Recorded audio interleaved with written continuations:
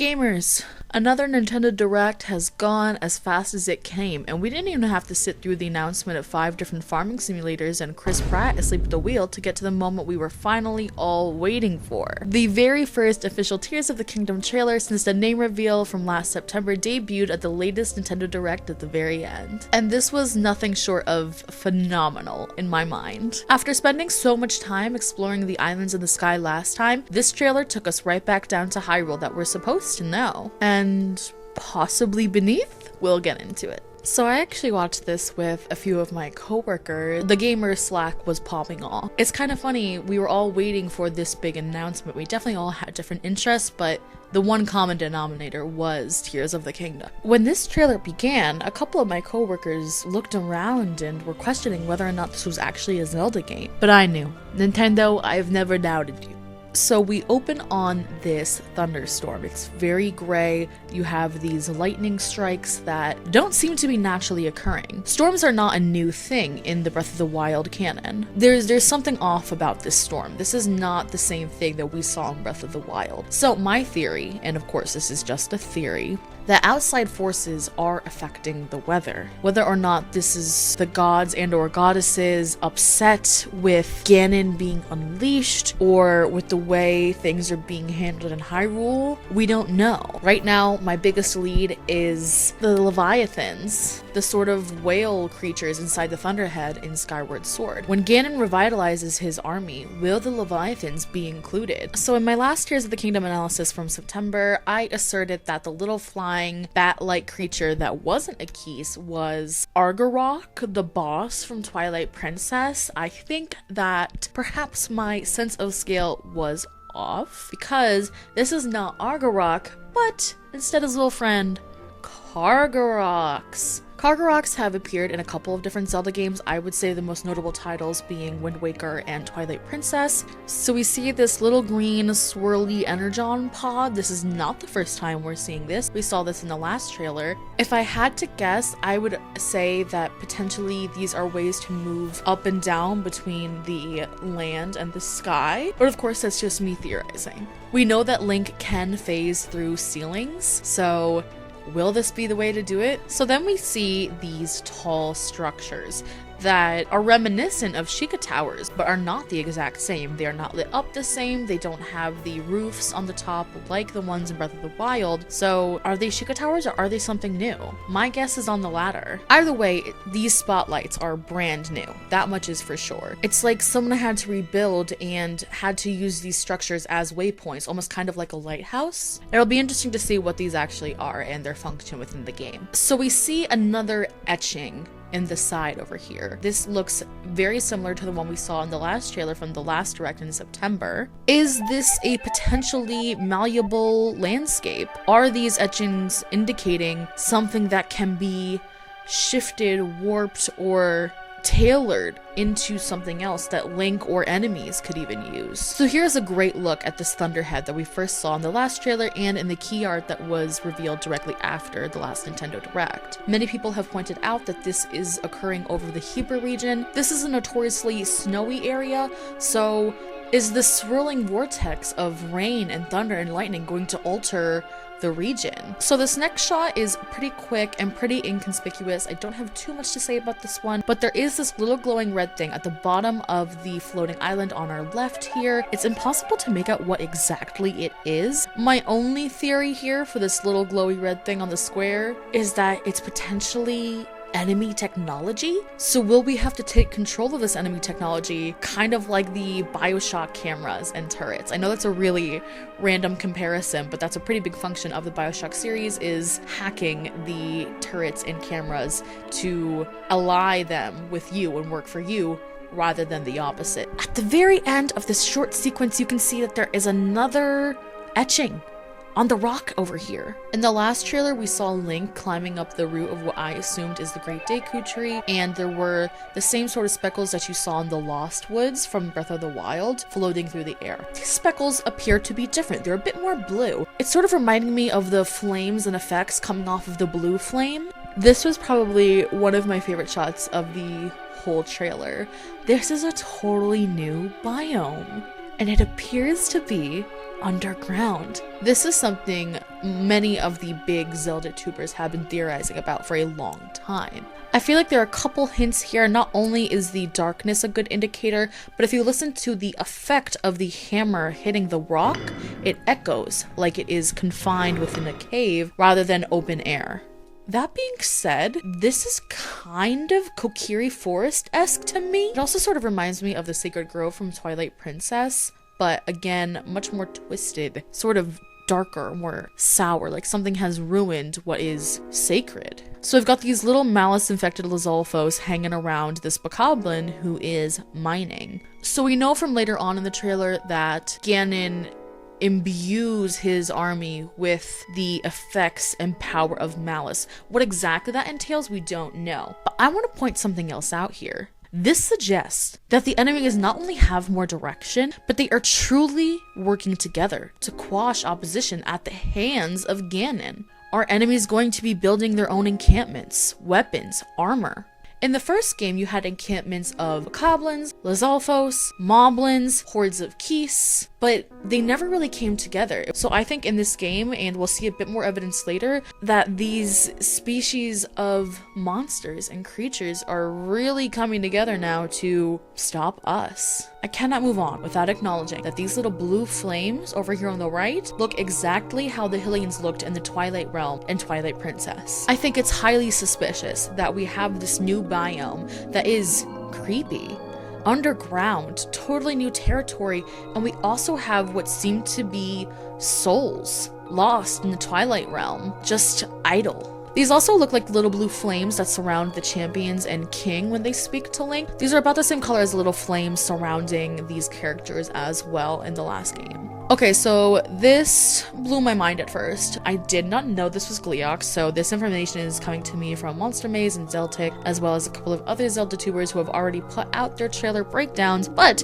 this appears to be Gleeok. Gleeok is a reoccurring character, again, appeared in the original Zelda as well as Minish Cap and Phantom Hourglass. Even if you didn't know who the hell Gleeok was, like me, he's back. I'm sure many people, well, I know many people are very excited about this. So we got Hiteno here, and it seems to be mostly chilling. Thoughts? Obviously, we've got another swirly green orb situation. The most notable things to me here are this giant rock in the background and the way that the town sort of twinkles at the end of this shot. So either this town has gone incredibly quiet and we have entered sort of a dark world or Twilight Realm situation, or everybody's just inside hiding out. Rise, rise, my servants.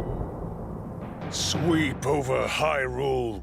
Eliminate this kingdom and her allies. I feel like most of this dialogue is boilerplate big boss stuff. The line that sticks out to me is eliminate this kingdom and her allies. Now, haters will say, oh, we're just talking about all of the races that aren't Hyrulean, that aren't Hylian.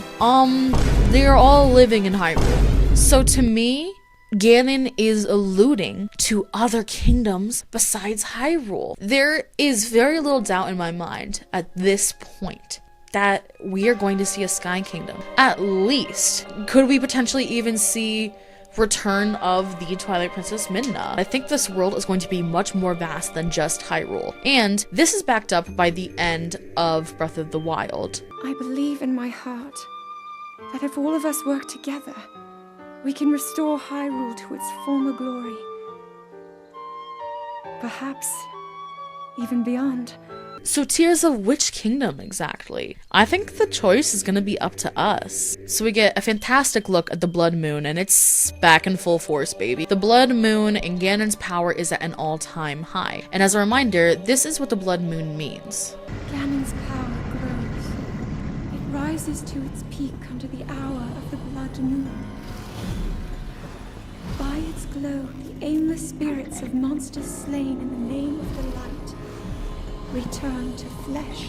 In addition to the Blood Moon, we get a really good look at this new symbol on Link's shield. This isn't quite the Sheikah symbol. This isn't Hylian. This isn't a Zonai swirl. It's none of those things. This is a brand new symbol we're seeing. Could this be a creation of joining forces with something or someone. This literally looks painted on. I think that we are going to have to decide who to ally ourselves with and create this new symbol. I wrote in my notes, Blood Moon go burr. And that's true. Again, it's interesting because the Blood Moon does indicate flare-ups in Ganon's power, and this also means that Zelda's seal is not only weakening, but it has weakened. Also, the moon is super close. I don't know if that's just the orientation of the camera or if this is how it's meant to be, but the moon is really close to us, closer than I feel like you could ever get on Breath of the Wild. So when I'm saying moon and it being close to you, the player, what do you think of? I think of Majora's Mask. Does this mean there will be time mechanics? Many people are saying this.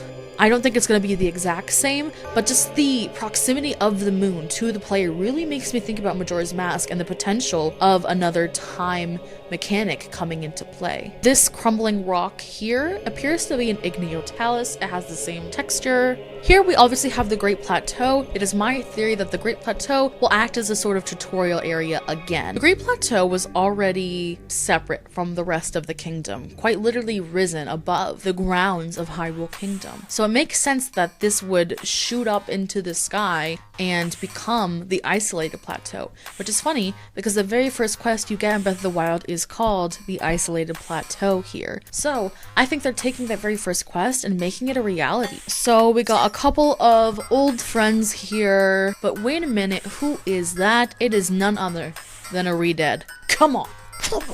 This is something people were really hoping for. New enemies in general, but the Redeads reign supreme. Who's this guy? We've got a cute fat bokoblin over here. He reminds me of the shield moblins from Skyward Sword. He also kind of reminds me of the moblins from Wind Waker. It has been confirmed that he is a bokoblin or a boss bokoblin. I personally think the term boss bokoblin sucks, so I'm gonna call him Big Goblin. Now this Twilight Princess ass shot.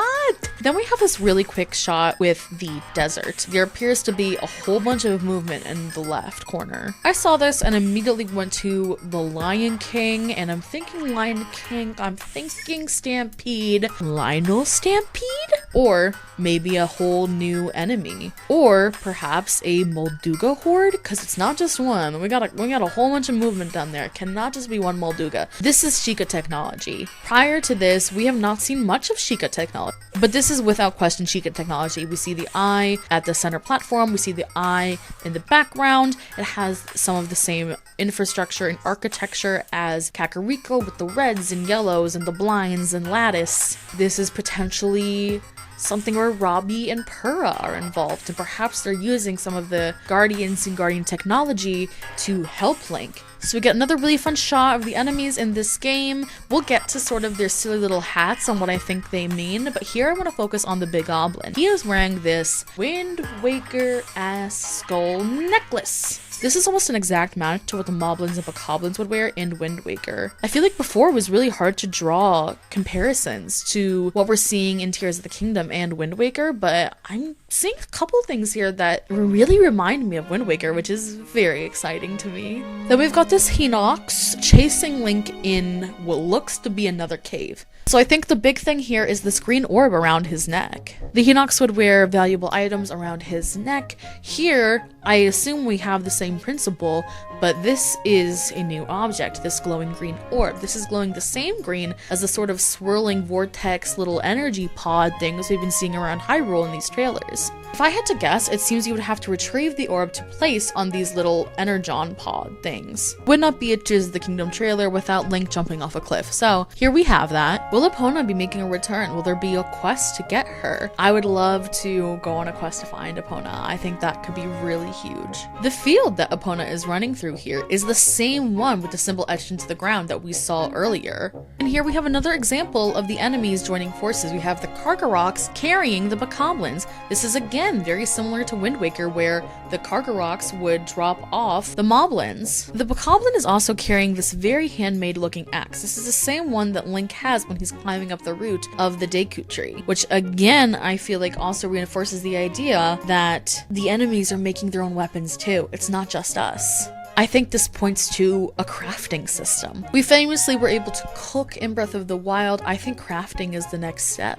And here on the right side, we see the Typhlo ruins, but they are not shrouded in darkness. This is not an original thought, by the way. This is something else that I have garnered from Zelda tubers. This is notoriously a Zonai site, so it's no longer shrouded in darkness. Has a curse been lifted? Has something been reawakened? We're going to be able to explore this area for the very first time without all this darkness getting in the way, which is a really exciting prospect to me. Let's talk funny hats. I think it's time we talked funny hats. So we've seen this a couple times in the past, but we really got a good look at the different kinds of silly little hats our enemies were wearing this time around. I think these sort of represent different factions of the species. It's almost like specialization amidst their own communities. And I'm saying this because there's a specific design on each one representing different elements. And then we've got the Bokoblin mining from earlier. Are they making their own little hats to recognize one another? To identify, okay,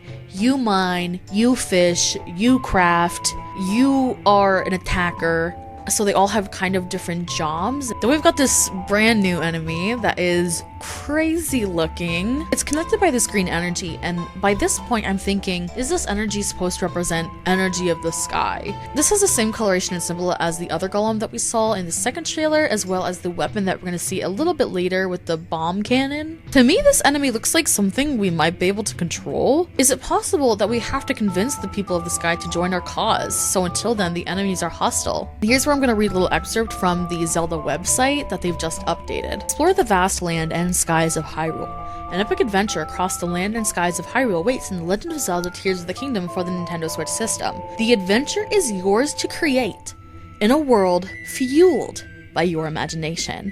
In this sequel to The Legend of Zelda Breath of the Wild, you'll decide your own path through the sprawling landscapes of Hyrule and the mysterious islands floating in the vast skies above. Can you harness the power of Link's new abilities to fight back against the malevolent forces that threaten the kingdom? I think we're going to get more choice than ever. I think we'll have the choice to recruit certain allies. Is it the thanks that I get for putting you bitches on? Is it my fault that all of you bitches gone? This base plate underneath this Ganon statue looks like the one from Arbiter's Grounds in Twilight Princess, where Ganon was alleged to be sealed by the Mirror of Twilight. We also know that Arbiter's Grounds was an execution place that existed in the Gerudo Desert. The Gerudo Desert is famously in Breath of the Wild, so to me, it is not crazy. Then we've got these heat-seeking missile arrows. This homing arrow definitely appears to be a new weapon rather than an ability, and we know that there's a difference because of the website excerpt that we read earlier. You've heard of shield surfing? Well, now we can shield grind. Over here on the right, though, you can see a wheel that is clearly used in the next shot to make vehicles. This is an insane addition to this game that I don't think anybody was anticipating. So you have to look really close here, but the mine carts on the side have a pickaxe symbol on them. To me, again, this is potentially alluding to these specialized factions, the mining district of it all. I don't think that this pickaxe symbol existed in the first game. Then we have funny motion controls, gyroscopic island. People seem to be kind of upset about the return of motion controls in this game. I'm personally not that upset. It's a very small part of the game, and I'm not that upset about using the Joy-Cons to some of their function. More importantly, this has the same bluish-orange tinge as the Golem enemy from before, and the Golem in the second trailer. If you look over here in the bottom right, you can sort of see this swinging ball underneath the platform, and since we're going to be able to move this island, I think that either this is like another Korok puzzle, or this has another implication to kind of get through a dungeon. Then we appear to be back underground. There's this giant luminous stone conglomerate. Immediately this reminds me of the very first teaser we ever got for this game, where Zelda and Link are walking through this cave of luminous stones. The codex entry for luminous stones reads as such: some believe the pale blue glow in the dark to be the souls of the dead. I think this is going to have some serious implications, because we've never seen luminous stones in such great numbers.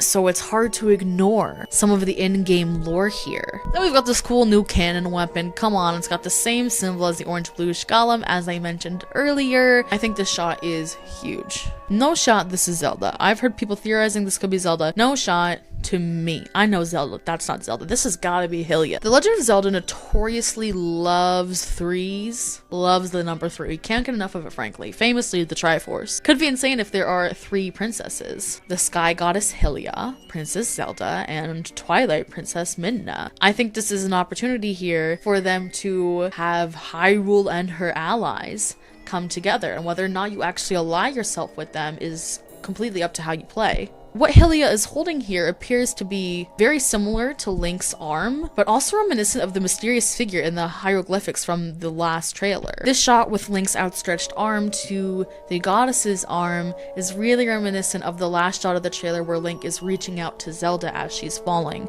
To me, this has Please, lend him your power. all over it. Then we've got this very melancholy shot of Link looking up at his arm, but I think this is him failing to catch Zelda in that cave with these new powers that he has. We got a wheel here, again for making cars, but up here in the top left, this appears to be a brand new chest design. This is not what the chests look like in Breath of the Wild. These look pretty different. Then we got this sick man-made car with the Zonai dragon heads at the helm. Then we have the same symbol as the golem and the weapon and colors as the block golem from the sky, all held together by this funny green goo. This has to be a new ability. This same green goo is on the hot air balloon in the sky. You can see it between the balloon and the basket. So this means that it's not only going to apply to land vehicles, but also sky vehicles. This also opens up the opportunity to have water vehicles, subterranean vehicles. But the opportunities are endless. And again, I think the excerpt from the website about letting your imagination and creativity run wild, I think that this is a way where that is really going to shine. These weak, rippled, long lines from the sky islands to the surface almost look corrupted, like the sword. Potentially, I feel like you might have to revitalize them with the swirling green orb vortex things. Then we've got this giant ball in the sky. Thoughts? And another example of the green goo. And here, while the title comes up, we see an active piece of the sky falling. The reason this is different is because it appears to be glowing with a similar light and energy that we've been discussing with the sky islands this whole time. I feel like pieces of the sky that we see fall in this way have the potential to be reversed like we saw in the last trailer. Then we cut and we are looking at Link's arm, and this is looking really bad.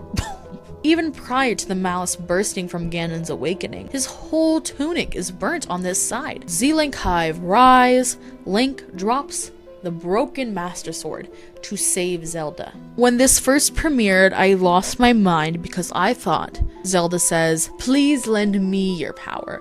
And I was like, there is no shot. We just got hinted that playable Zelda is coming. It was confirmed that she does say, "Please lend him your power." Do I think playable Zelda is still potentially happening? I am always hoping for playable Zelda. Trick question. In regards to what this actually means, I think that this could be delivered to Link, referencing Hylia. She is calling on Hylia to lend Link some of her power. We know that Zelda and Hylia have an inextricable connection. Or could this be Hylia saying, "Lend him your power" to Zelda? It sounds like Zelda's voice actress, but since we know that Hylia and Zelda have such a connection, it wouldn't be crazy to think that they have similar voices. It doesn't sound exactly like her to me. There's a tone there that seems to be different, but I may be reaching. Official art was released, and she's wearing a cute little adventure outfit very similar to Link's, and she has her own Sheikah Slate. This has a different design